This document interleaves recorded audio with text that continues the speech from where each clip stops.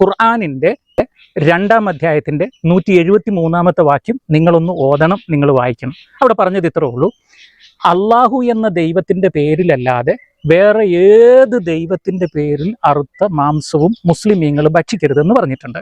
I repeat, അള്ളാഹു എന്ന ദൈവത്തിൻ്റെ പേരിൽ ഹലാലാക്കിയ ഫുഡല്ലാതെ വേറെ ഒരു ദൈവത്തിൻ്റെ പേരിൽ അറുത്ത ഫുഡും കഴിക്കരുതെന്ന് മുസ്ലിങ്ങളോട് പറഞ്ഞിട്ടുണ്ട്. അപ്പോൾ പക്ക ഒരു വർഗീയത അതിനകത്താണ് കിടക്കുന്നത്. ബാക്കി എല്ലാ ആഹാരവും തെറ്റാണെന്നുള്ളത്. കൂടാതെ ഖുർആനിൻ്റെ 5:3 5:9 ഇത് തന്നെ ആവർത്തിക്കുന്നു. മറ്റു പല സ്ഥലങ്ങളിലും ഇത് ആവർത്തിക്കുന്നുണ്ട്, മറക്കരുത്. അങ്ങനെ ഖുർആനിന് പറയാമെങ്കിൽ മറ്റു മതഗ്രന്ഥം ഉള്ള ആ ആളുകൾക്ക് അവരുടെ ദൈവം പറഞ്ഞത് അവർക്കും വിശ്വസിക്കാം, അവർക്കും പ്രചരിപ്പിക്കാം. അതിന് വർഗീയത എന്ന് പറയേണ്ട കാര്യമില്ലല്ലോ.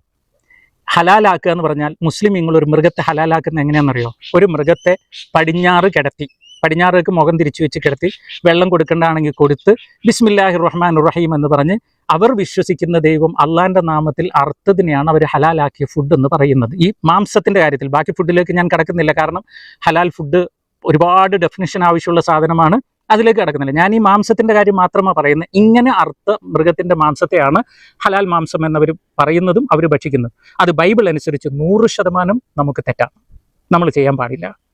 ഇനിയാണ് വായിക്കുന്നത്. പ്രധാനമായത് ശ്രദ്ധിക്കണേ: ചന്തയിൽ വിൽക്കപ്പെടുന്ന ഏത് തരം മാംസവും വാങ്ങി മനഃചാഞ്ചല്യം കൂടാതെ ഭക്ഷിച്ചു കൊള്ളുവിൻ. ഐ റിപ്പീറ്റ്, ചന്തയിൽ വിൽക്കുന്ന ഏത് തരം മാംസവും വാങ്ങി, അതായത് മനുഷ്യ ചന്തയിൽ മാംസം വിൽക്കണമെങ്കിൽ അത് ഭക്ഷിക്കാൻ പറ്റുന്ന മാംസമാണല്ലോ, ധൈര്യമായിട്ട് വാങ്ങി ഭക്ഷിച്ചു കൊള്ളാനാണ് ദൈവവചനം. ബാക്കി കാരണം ഭൂമിയിലും അതിലുള്ള സർവ്വവും കർത്താവിൻ്റെതാണ്. അവിശ്വാസിയായ ഒരുവൻ നിന്നെ ഭക്ഷണത്തിന് ക്ഷണിക്കുകയും പോകാൻ നീ ആഗ്രഹിക്കുകയും ചെയ്താൽ വിളമ്പിത്തരുന്നത് എന്തും മനഃചാഞ്ചല്യം കൂടാതെ ഭക്ഷിക്കുക. അതായത് ഒരു ദൈവവിശ്വാസം ഇല്ല, ഇനി അല്ലെങ്കിൽ അന്യ ദൈവവിശ്വാസമൊക്കെയാണ് എങ്കിലും അവനൊരു സൽക്കാരം ഒരുക്കി നിന്നെ വിളിച്ചാൽ പോയിട്ട് അവൻ വിളമ്പിത്തരുന്നൊക്കെ തിന്നോളുക, വിഷമിക്കേണ്ട.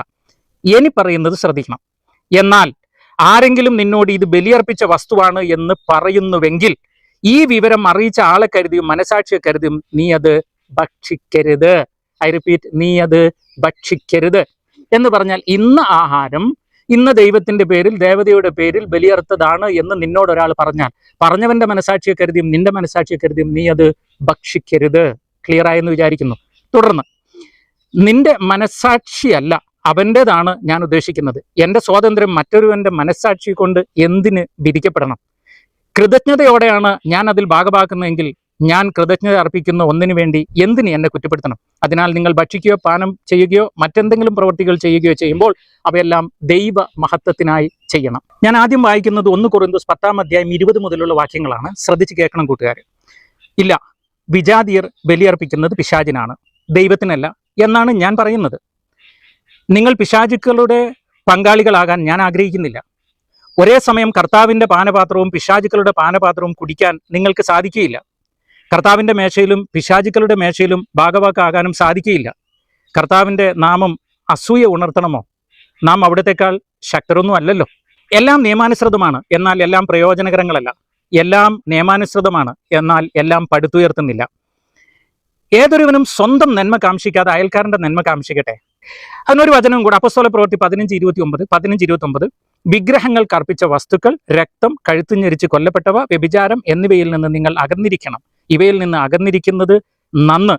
നിങ്ങൾക്ക് മംഗളാശംസകൾ. നമ്മുടെ ജീവിതത്തിന് ഒരുപാട് നന്മകൾ വരാൻ, മംഗളങ്ങൾ വരാൻ നമ്മൾ ഇങ്ങനെയുള്ളതിൽ നിന്ന് മാറി നിൽക്കണം. അപ്പം ഇത് ഒരുതരം വർഗീയത പോലെയാണല്ലോ മാര്യു ബ്രദർ പറയുന്നതെന്ന് ചിന്തിക്കരുത്. ഖുർആനും അതേപോലെ പറഞ്ഞിട്ടുണ്ട്, അല്ലാഹ് കർപ്പിക്കാത്തതെല്ലാം നിങ്ങൾ കഴിക്കരുത്. അപ്പോൾ ഇത്രയും കാലം ഭക്ഷിച്ചത് എന്ന് ചോദിച്ചാൽ അത് അറിവില്ലാത്ത കാലമുണ്ട്, അറിവുള്ള കാലമുണ്ട്. അറിവുള്ള കാലത്ത് ഞാൻ ആവർത്തിച്ച് പറയുന്നു, it is better to abstain from these mistakes what we did many years. ഒറ്റ വാക്കിൽ പറഞ്ഞാൽ, ത്രിത്വൈക ദൈവത്തിന് മഹത്വം നൽകാത്ത വേറെ ഏതെങ്കിലും ഒരു വിഗ്രഹത്തിനോ ഒരു ശക്തിക്കോ മഹത്വം നൽകി അർപ്പിച്ച ഒരു ആഹാരവും കഴിക്കാതിരിക്കുന്നതാണ് നമുക്കും നമ്മളുടെ കുടുംബത്തിനും നല്ലത്.